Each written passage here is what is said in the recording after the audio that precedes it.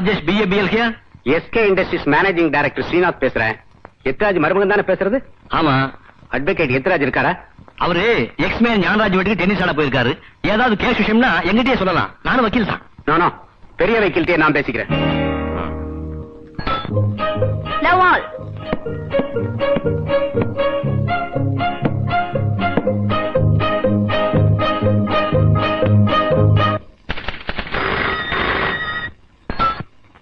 Hello, Rajesh BABL here.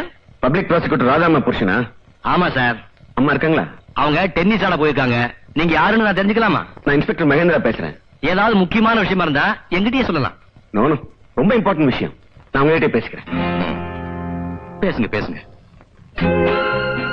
Gnanaraj, this is your last chance. Be careful. Well done, Daddy. Well done, Radha. Well done. என்ன uncle, இந்த கேம ஜெயிச்சே காட்டுவேன்னு challenge பண்ணீங்க. இப்ப என்ன சொல்றீங்க? அப்பாவையும் மகளையும் லா கோர்ட்ல தான் யாருனாலையும் ஜெயிக்க முடியாதுன்னா டென்னிஸ் கோர்ட்லயும் புடிகளா இருக்கீங்களே. God bless you. Mister Gnanaraj, விளையாட்டு கூட நாங்க தோல்வியை சந்திக்காத பரம்பரை. என்ன சிஸ்டர் சொல்றீங்க? அதான் ஊரறிஞ்ச விஷயமாச்சே. நான் என்ன சொல்றது?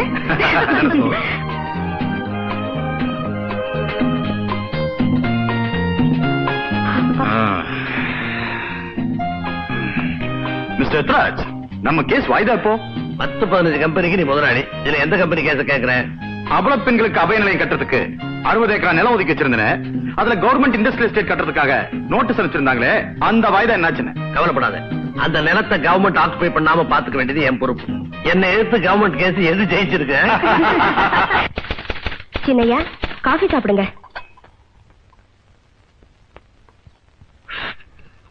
என்ன பூங்கோத, ஏன் ஒரு மாதிரியா இருக்க? ஒண்ணுமில்லைங்க ஐயா. நேத்து என் புருஷன் எக்கச்சக்கமா குடிச்சிட்டு ஸ்டேஷன்ல புகுந்து கலாட்டா பண்ணாருன்னு அவரை ஜெயில புடிச்சு வச்சுட்டாங்க. அப்ப பெரிய கேஸ். நீ ஒண்ணு கவலைப்பட வேண்டாம், நம்ம கிட்ட விட்டுரு. இது என்னோட முதல் கேஸ். பிச்சு உதயிடுறேன். வெளியே யார்கிட்டயும் சொல்லிடாத. ஃபீஸ் ஒரு பைசா தர வேண்டாம். ஐயா, நீங்க கேக்குற ஃபீஸ வேணும்னாலும் நான் கொடுத்துறேன். ஆனா தயவு செஞ்சு நீங்க கேஸ் நடத்தாதீங்க. ஏன் இப்படி பதற? பதறாம நீங்க எசகு பிசகா கேஸ் நடத்தி 3 மாசங்கிறத 6 மாசம்னு என் புருஷனுக்கு தண்டனை வாங்கி கொடுத்துட போறீங்க. ஐயா, தயவு செஞ்சு பெரியய்யா கிட்ட சொல்லி என் புருஷனை எப்படியாவது வெளியே கொண்டு வர ஏற்பாடு செய்யுங்க ஐயா. வக்கீலுக்கு வக்கீல் சிபாரிசு பண்ணா நல்லா இருக்காது. பெரிய கிட்ட நீயே கேட்டுக்க. இந்தா, இதே கொண்டு போ. காஃபி சாப்பிடல? போதும்.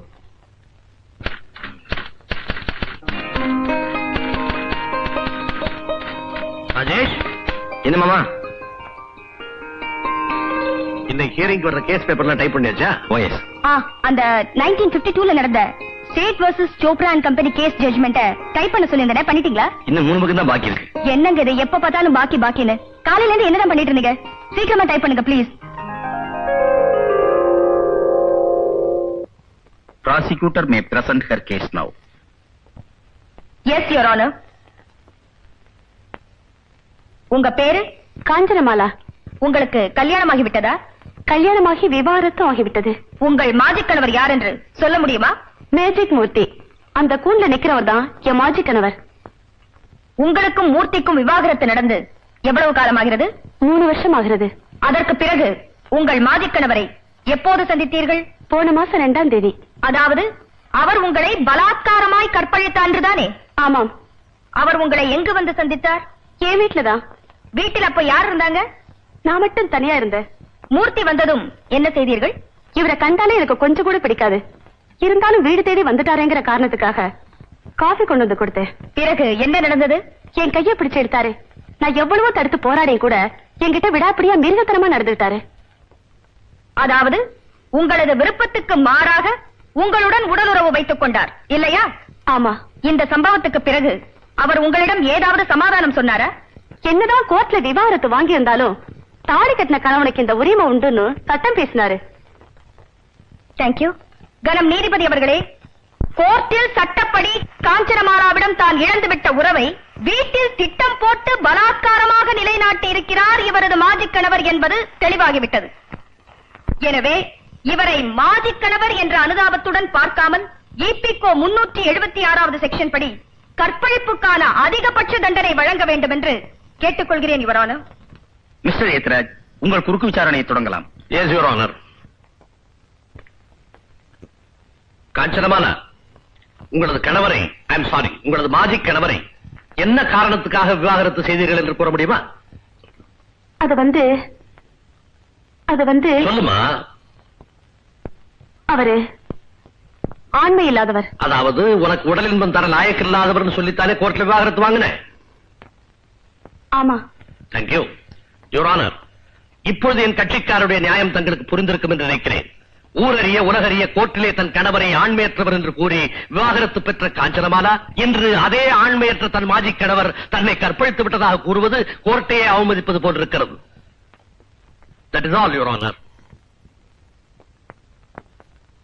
மூர்த்தி மீது சுமத்தப்பட்ட குற்றச்சாட்டு ருசுவாகாததால் வழக்கை தள்ளுபடி செய்து தீர்ப்பளிக்கிறேன். இனிமே உனக்கு எதிராக கோர்ட்ல ஆஜராக மாட்டேன். 90. நான் எவ்வளவுதான் அறிவாளியா இருந்தாலும் உன் முன்னால முட்டாளாவே இருக்கிறேன். 95.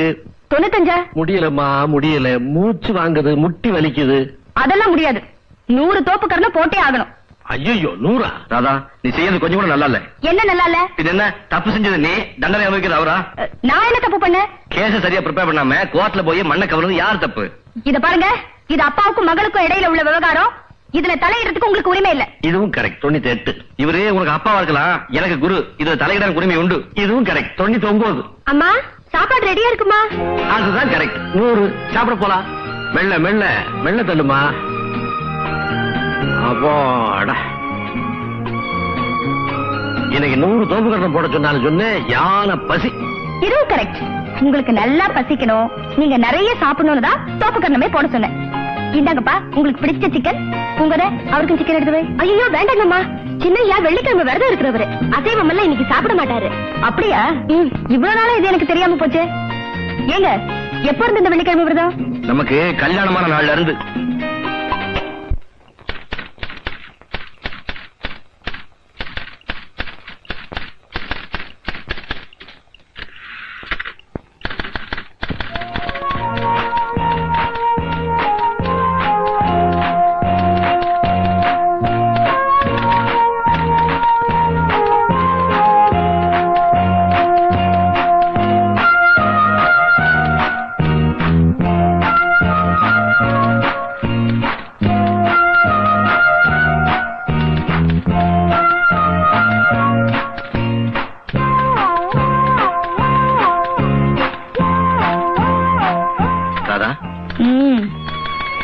ராதா, என்ன மணி 11க்கு மேல ஆச்சே, இன்னும் ஒரு தூக்கம் இல்லையான்னு கேட்டேன்.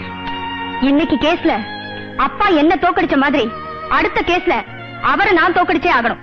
அது வரைக்கும் எனக்கு தூக்கமே கிடையாது. அவசரப்பட்டு சபதம் எடுக்காத, அப்புறம் ஆயுஷ்க்கும் தூங்க முடியாம போயிடும். இந்த அர்த்த ராத்திரில இப்படி ஒரு அறுபது ஜோக் தேவைதானே? போய் படுத்துக்குங்க. துணை இல்லாம படுத்தா எனக்கு தூக்கமே வராது. ஓஹோ, வெள்ளிக்கிழமை விரதம் சாப்பாட்டுல மட்டும் தானே, சம்சாரத்துக்கிட்ட கிடையாது. இது பாருங்க, இன்னைக்கு எனக்கு விருப்பம் இல்ல. ஏகப்பட்ட வேலை இருக்கு. என் நேரத்தை வீணாக்காம போய் படுத்துக்குங்க. Radha, Indian marriage act 25 of 1955 section 9 என்ன சொல்லுது தெரியுமா? சொல்லுங்க யுவரான, தெரிஞ்சுக்கிறேன். ஒவ்வொரு கணவனுக்கும் அவன் விரும்பும் போது தன் மனைவியிடம் தாம்பத்திய உறவு வைத்துக் கொள்ள சட்டப்படி உரிமை உண்டு. அத தரம் இருக்கிற மனைவி மேல கோர்ட்ல கேஸே போடலாம். அப்படியா? Indian penal code 105 of 1860 section 375 என்ன சொல்லுது தெரியுமா? கணவனாகவே இருந்தாலும் மனைவியின் விருப்பத்துக்கு மாறாக அவன் மனைவியிடம் பலாத்காரமாக தாம்பத்திய உறவு வைத்துக் கொண்டால் அதுவும் கற்பழிப்பு என்றே சட்டப்படி கருதப்படும். அதற்கு அதிகபட்ச தண்டனை 7 ஆண்டு கடுங்காவல். சாருக்கு அபிப்பிராயம் எப்படி? யார்கிட்ட கதை விடுற? அந்த செக்ஷன் 15 வயசுக்கு கீழே உள்ள மனைவிக்கு தான் பொருந்தும். நீதான் அந்த வயசை தாண்டிட்டியே, வா தூங்க போலாம். இது பாருங்க, முக்கியமான கேஸ், நோட்ஸ் எடுக்கணும். சும்மா தொந்தரவு பண்ணாதீங்க, போய் படுங்க. அங்க போய் என்ன செய்யறது? இங்க டைப் ஆகுது, அடிச்சுக்கிட்டு இருக்கேன்.